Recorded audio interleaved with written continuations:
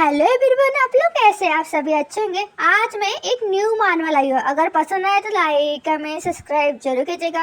Okay दोस्तों, मैं story start करती हूँ। स्टोरी की स्टार्टिंग अल्ट्रासाउंड रूम के अंदर का सीन दिखाया गया है, जहाँ पे डॉक्टर और साथ में हमारी कहानी के सेकंड मिनट को दिखाया गया है। हमारे सेकंड मिनट का नाम यू है, जहाँ पे यू बोलता है, डॉक्टर क्या आप मुझसे मजाक कर रहे हो? फिर वो आगे बोलता है, मुझे लगता है कि एक ट्यूमर की बीमारी है। फिर डॉक्टर अपना चश्मा ठीक करते हुए बोलते हैं, मैं इस चीज को पूरी जिंदगी भर पकड़ के नहीं रख सकता और मैं कसम खाता हूँ कि ये कोई ट्यूमर की बीमारी नहीं है। फिर यू उसी रिपोर्ट को घूरे जा रहा था। फिर वो डॉक्टर की तरफ देखते हुए बोलता है, डॉक्टर। फिर डॉक्टर वो रिपोर्ट यू को देते हुए बोलते हैं, आप एक बार इस पेपर को देख लो मिस्टर यू, आप पहले नहीं है। जो यू है ना वो प्रेग्नेंट है, पर उसको विश्वास नहीं हो रहा है। उसको लगता है इसको कोई ट्यूमर की बीमारी है। फिर यू पेपर को हाथ में ले बड़े हैरानी से बोलता है, क्या सच में इस साल कोई 100 ट्री पर चढ़ सकता है, कोई भी बीमारी फैला सकता है? क्योंकि यू बड़ा कंफ्यूज है ना, उसको विश्वास नहीं हो रहा है इस बात पर ना।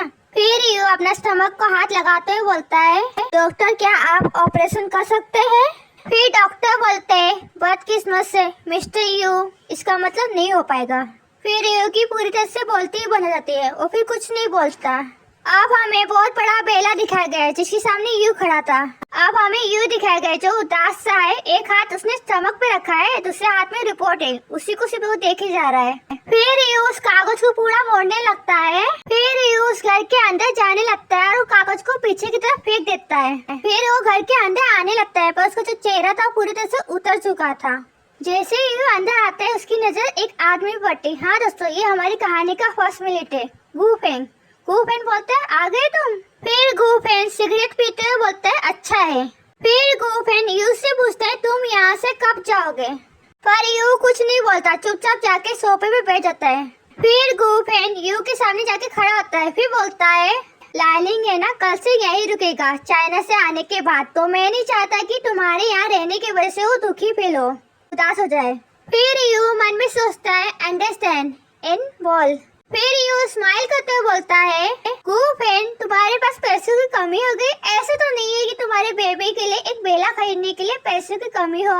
फिर गूफेन बोलता है, मैं तुम्हारे लिए सब कुछ खरीद सकता हूँ जब तक तुम यहाँ से बाहर चले जाओगे कहीं और रहने के लिए। तब ये सुनने के बाद ये थोड़ा दुखी हो जाता है। फिर बोलता है, गूफेन जो हमने 5 साल बिताए हैं, मैं इस चीज की कंसिडर करता हूँ, ये सही नहीं है ना?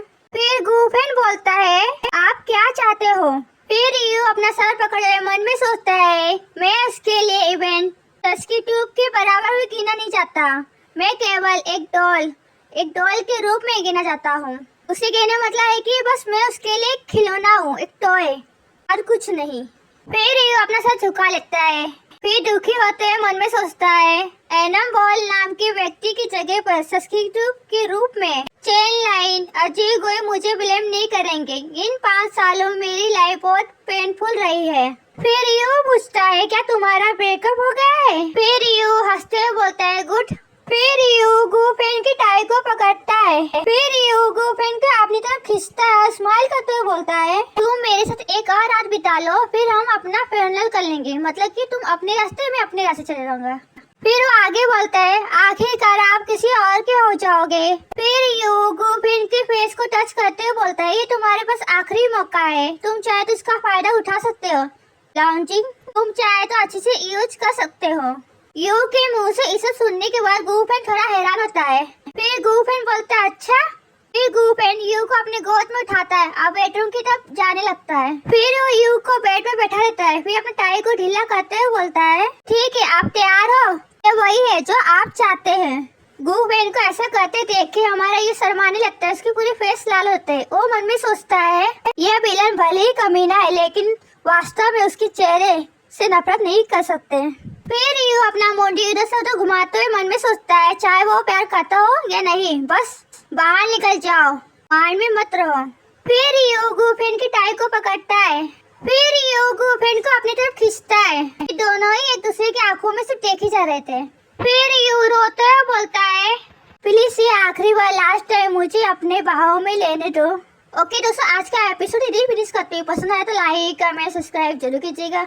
मिलते हैं नेक्स्ट एपिसोड में। Thank you so much, tata bye bye, see you.